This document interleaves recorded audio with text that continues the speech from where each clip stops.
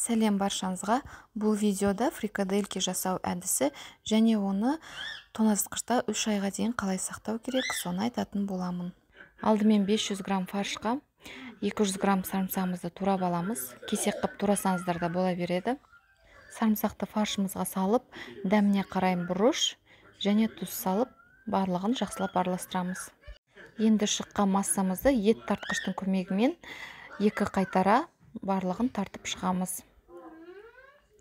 Осындай жұмсақ масса болып шығады бізде. Бұдан фрикадельки жасауға әзірге келмейді. Сол үшін салафанға салып, тоңазытқышқа 1-1,5 сағатқа қойып қоясыздар. Уақытымыз өтті, фаршымыз біраз қатыңқырады. Енді фрикаделькиміз әдемі әрі барлығы бірдей болып шығу үшін 25 граммнан өлшеп аламыз. Алақанымыздың көмегімен домалақтап шығамыз. Тақтайдың үстіне пергамент қағазын төседім. Соның үстіне барлығын дізіп, кейін тоңазытқышқа қоямын. 500 грамм фаршымыздан 26 штуктай фрикадельки шығады. Фрикаделькиміз осылай әдемі болып шықты. Енді тоңазытқышқа 1 күнге қойып қоямыз.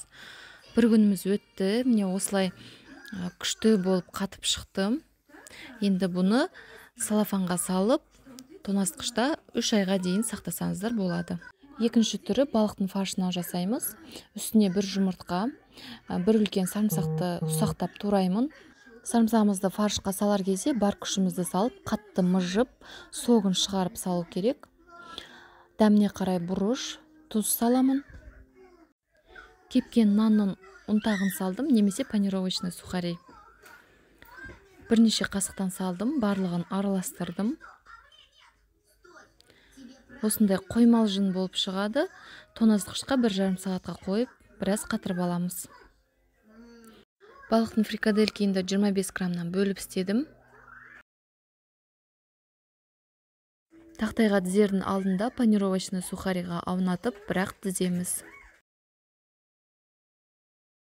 500 грамм балықтың фаршынан 22 штуктай шығады.